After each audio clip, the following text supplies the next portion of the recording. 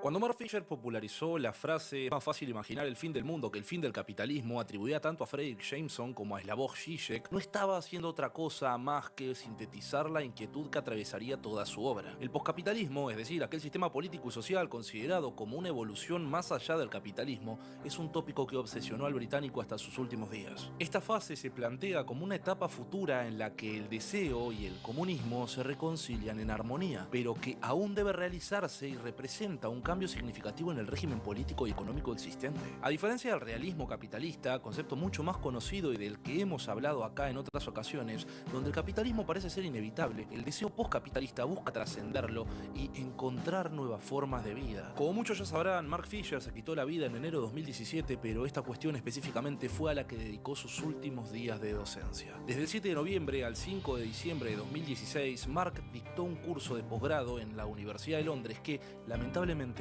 quedaría trunco por el receso invernal y posterior muerte del autor. Pero gracias a las transcripciones realizadas por sus alumnos, hoy podemos acceder a ello. ¿Cuál es la relación entre nuestros deseos y el capitalismo? ¿Son capaces los grupos subyugados de desear en contra de su propio interés? ¿Somos capaces de desear más allá de lo que el capitalismo tiene para ofrecernos? Hoy volvemos a hablar del gran Mark Fisher a través de la recopilación de sus últimas clases sobre el capitalismo, sobre el deseo y la posibilidad de un mañana mejor para todos. Mi nombre es Juan Felipe y esto es Café Kioto.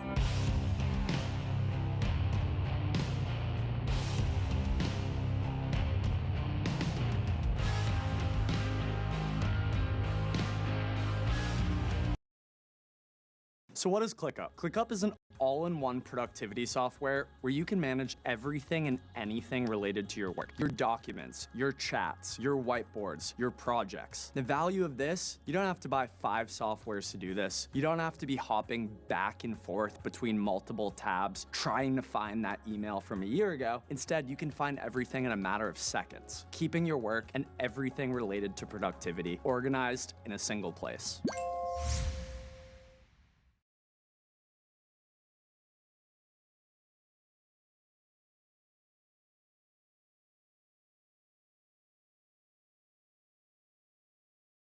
Imagina cualquier navegador que hayas utilizado antes, pero que sea mejor en todos los aspectos posibles y que aparte de eso te regale juegos. Pues Opera GX es eso y más. A diferencia de los demás navegadores aburridos y pesados que casi te quieren explotar tu computadora cuando abres un juego, Opera GX es la solución perfecta.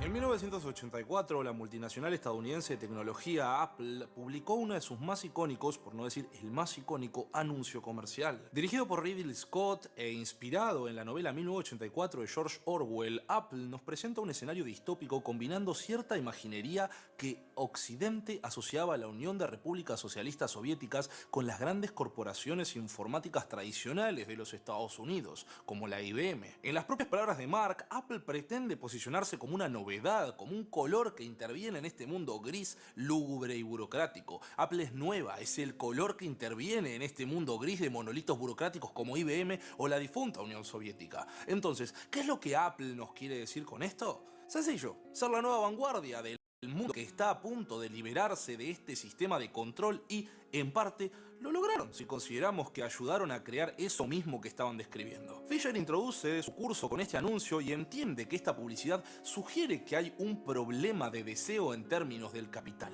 tanto en el mundo comunista como en el capitalismo corporativo. Ahora, desde 1984 pasaron 40 años y hace más de 30 que la Unión Soviética dejó de existir, al igual que la hegemonía de IBM y este mundo gris, lúgubre y burocrático al que Apple relacionaba con el mundo comunista. La cuestión que plantea Fisher es: ¿qué tenemos hoy y cuál es el hilo que nos conecta con esta narrativa tan característica de la Guerra Fría? Él encuentra en un fragmento televisivo de un programa de la BBC en donde la ex parlamentaria conservadora Louise Mensch pretende desacreditar a los militantes de Occupy London haciendo un comentario que, como argumento, es bastante pobre, pero retóricamente es muy efectivo. Su declaración fue que los manifestantes de Occupy, parte de un movimiento mundial de carácter anticapitalista que nace en el marco de la crisis económica del 2008-2011, no tenían tenían ninguna autenticidad ni validez porque iban a tomar café Starbucks o probablemente también tenían iPhones. Obviamente la aparente perspicacia del argumento consiguió que el comentario fuera repetido hasta el hartazgo por la derecha británica como también del resto del mundo. Fisher entiende que Mensch está hablando sobre la historia del deseo. Si estos manifestantes tienen los productos más avanzados del capitalismo, por lo tanto, no solo son hipócritas, sino que en realidad no quieren lo que dicen que quieren. No quieren realmente una riqueza más allá del capitalismo. Lo que quieren son todos los frutos del capitalismo y, en última instancia, es por eso que el capitalismo va a triunfar. Puede que reclamen éticamente que quieren vivir en un mundo diferente, pero libidinalmente, al nivel del deseo, están comprometidos con la vida en el mundo capitalista actual. ¿Existe realmente un deseo de algo más allá del capitalismo? ¿Es imaginable el postcapitalismo? ¿Es posible preservar algo de la infraestructura libidinal y tecnológica del capital e ir más allá del capitalismo?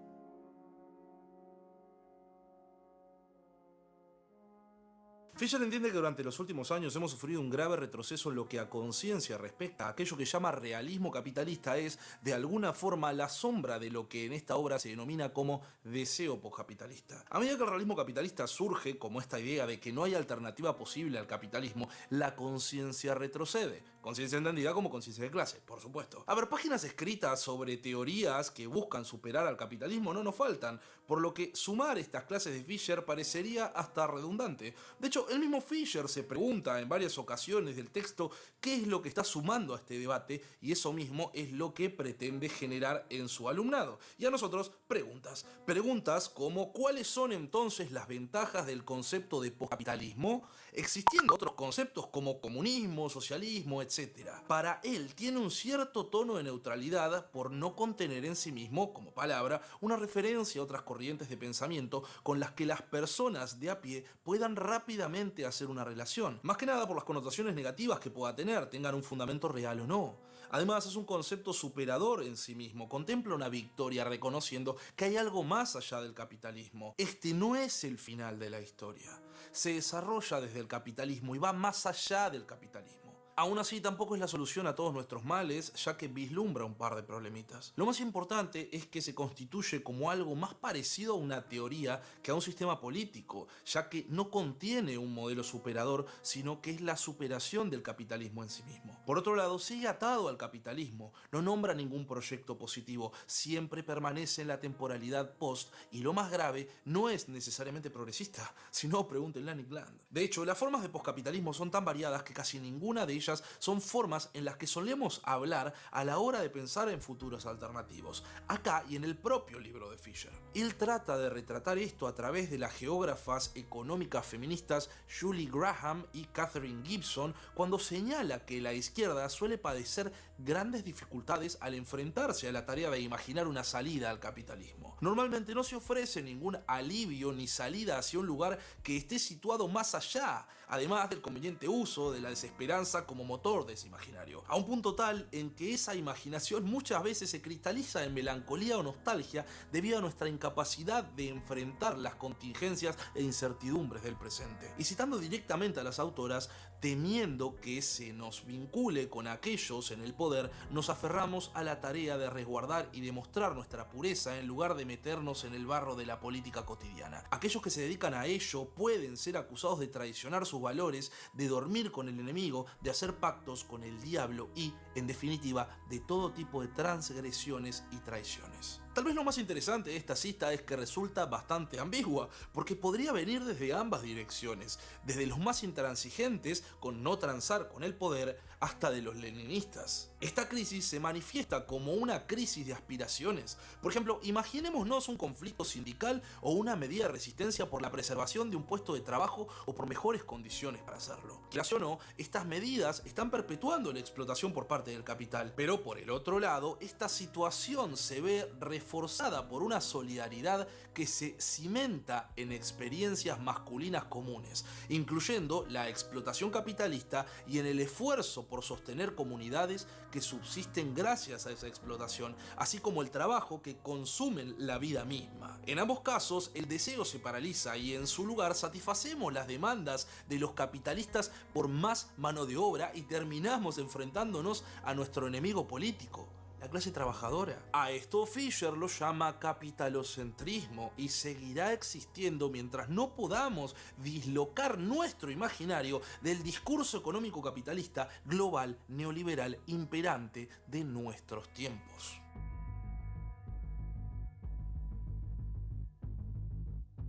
Si algo hemos aprendido durante los últimos 50 años es que esa entidad intangible obsesionada con las planillas de Excel, a la cual llamamos la economía, no solo sirvió como una forma de justificar discursivamente la explotación y la miseria de los trabajadores, sino que también consiguió condicionar nuestro imaginario de izquierda. No existe una cosa tal como la economía, o por lo menos como usualmente se la invoca, sino que es una especie de ficción que performa y garantiza la hegemonía del capitalismo. Y antes que me tilden de terraplanista, ¿qué quiero decir con esto? Que en el nivel de la realidad empírica existen múltiples actividades económicas que escapan de las dinámicas del capitalismo, pero que aún así son fagocitadas por el discurso de la economía hegemónica del capitalismo. Y a eso se refiere Fisher cuando habla del capitalocentrismo. Pensemos en cómo opera la economía de nuestra sociedad. Sí, la piedra angular del capitalismo reposa sobre el trabajo asalariado producido para el mercado por una empresa capitalista, pero la economía como tal es muchísimo más compleja. Las relaciones en espacios como escuelas, en los barrios, en la familia, entre amigos, los regalos, el trueque, el autoabastecimiento, las cooperativas, las empresas no capitalistas, todos estos colectivos económicos forman parte de las economías comunitarias y no responden al discurso hegemónico de la economía. Porque no hay una economía, sino que hay muchas diferentes formas de involucrarnos en la producción. Ahora, si entendemos que esto es así, ¿cuál es la necesidad de tener que involucrarnos en partidos de vanguardia como hicieron los bolcheviques o como insisten los leninistas?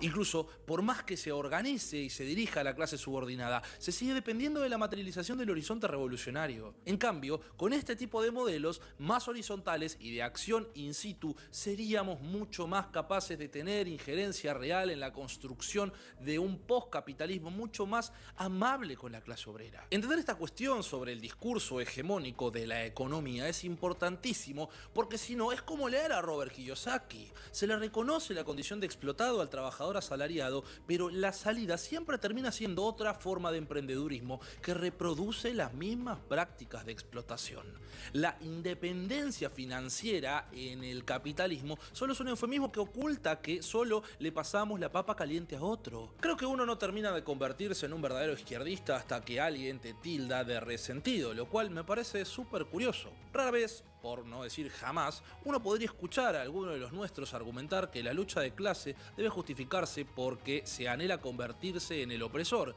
en lugar de porque percibe una injusticia en esa misma relación de opresión. Lo más paradójico de esta cuestión es que justamente se la presenta a través de cómo opera en la realidad. El programa neoliberal, aunque se llene la boca de la palabra libertad, en realidad tiene mucho más que ver con el resentimiento. ¿Pero por qué? Pensemos un minuto. ¿Cuál es la alternativa a eso? Para mí resulta muy fácil verlo y es la solidaridad, pero difícilmente podremos construir estos lazos de apoyo mutuo si ese resentimiento puede dirigirse contra el que está al lado. Y encima es la única forma que tenemos de construir poder popular. Mucho menos si lo que se pretende es crear una economía colectiva no capitalista.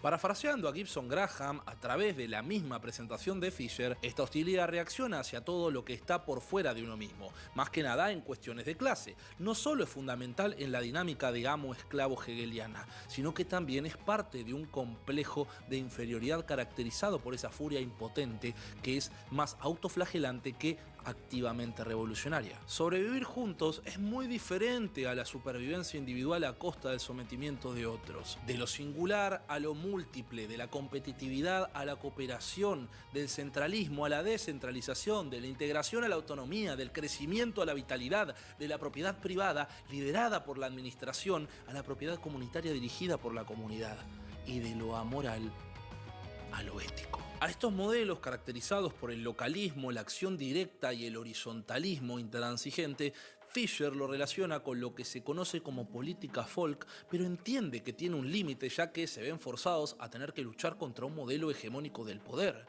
No podemos simplemente operar de forma local sin que haya algún tipo de lucha por la hegemonía. Necesitamos demandas porque una política sin demandas es una política sin reclamos. Ahora, el debate aceleracionista impregna toda la primera clase del libro y es algo que estoy tratando de omitir porque si no, no terminaríamos más. Para esto ya hice un video en el pasado que les voy a estar estar dejando por acá arriba y que les recomiendo repasar más tarde. En sí, lo que se discute es cuánta libertad podemos realmente tener sin abundancia, y por ello la automatización juega un rol fundamental en este debate específico.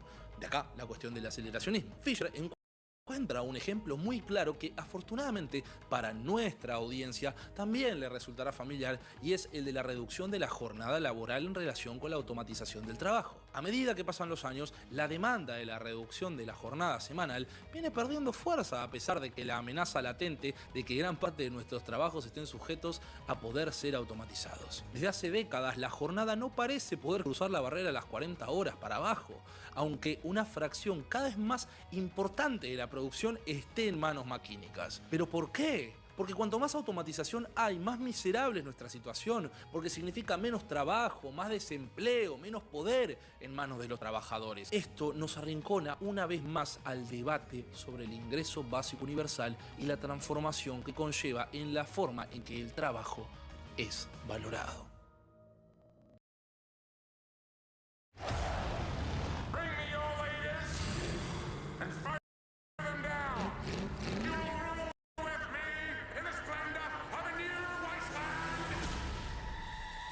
Furiosa, de la saga Mad Max. 23 de mayo, solo en cines.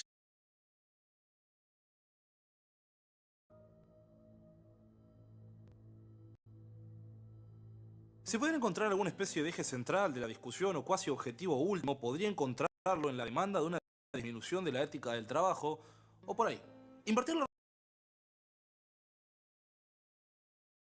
relación entre el sufrimiento y la remuneración, que ocultan razonamientos como el de el trabajo dignifica y esas cosas.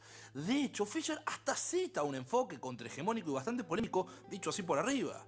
Hay que aprovechar el odio ya existente a los trabajadores. Odiar a aquellos que reciben un subsidio porque, a diferencia de nosotros, ellos no tienen que levantarse a la mañana, tomarse un tren y 2 bondis para ir a trabajar, y que, aún así, nuestra condición de clase media penda de un hilo. Pero hay algo ahí. En esa reflexión la gente toma conciencia de que sus trabajos son una mierda. Odiamos levantarnos de la cama y hacer todos los días algo que nos mata por dentro, lo cual es el razonamiento más lógico del universo, porque ponemos todo nuestro empeño en convencernos de lo contrario. Puesto de esta forma, ¿qué es peor? ¿Seguir en la carrera de la rata o recibir un subsidio ahorrándonos todo ese sufrimiento? Bien, ahora detengámonos a reflexionar un toque. Esta concepción se basa en la idea de que el capitalismo consigue renovarse constantemente gracias a este antagonismo con la clase trabajadora. El proletariado se opone al capital, lucha y le obliga a tener que innovar. Entonces, parte del problema sería que el propio éxito del capitalismo en someter a la clase trabajadora implica que queda paralizado en la estasis. Pero el fondo de toda esta cuestión sigue siendo la escasez y cómo esto condiciona a la economía, incluso cuando esta escasez, como bien señalamos al principio del video, puede ser bastante artificiosa. Acá vamos a introducir un concepto que Fisher toma de Paul Mason, un periodista inglés,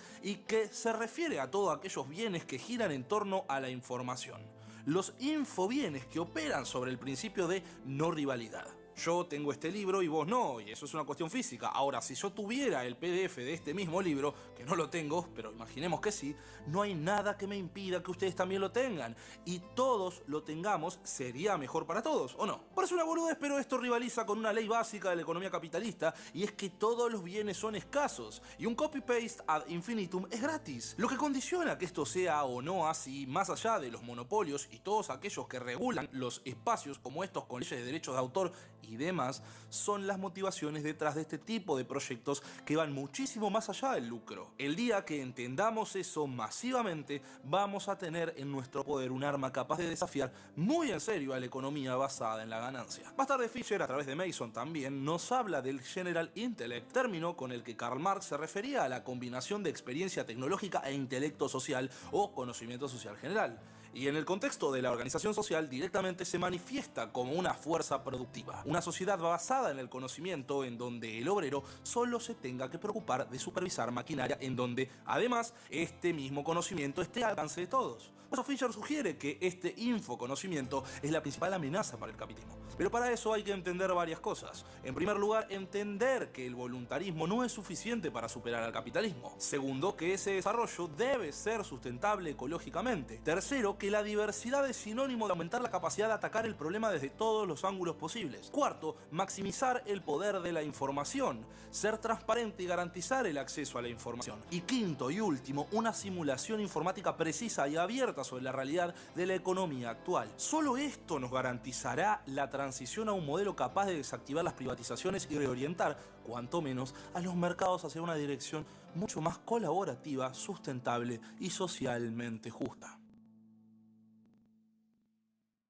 Más o menos de esta forma cierra la primera clase de las 5 que contiene esta edición. Si bien tiene bastante en claro de lo que está hablando, lo interesante es que esta exposición se parece más a una reflexión pública de un gran pensador que de un curso en sí. Que la última de sus obsesiones haya sido tratar de encontrar la relación entre nuestros deseos y el capitalismo no es una cosa menor, porque entiende que para eso es muy necesario cuestionar las narrativas dominantes e imaginar un mundo más allá de los límites impuestos por el sistema vigente. Fisher nos recuerda que la frase "es más fácil imaginar el fin del mundo que el fin del capitalismo" no es simplemente una observación pesimista, sino que un desafío a nuestra capacidad de concebir alternativas. En su incansable búsqueda del poscapitalismo nos confrontó con nuestras propias contradicciones, nuestras aspiraciones y nuestras limitaciones. Esa es la única forma de superar al realismo capitalista. Es menester repensar nuestras concepciones de la economía, del trabajo y el deseo,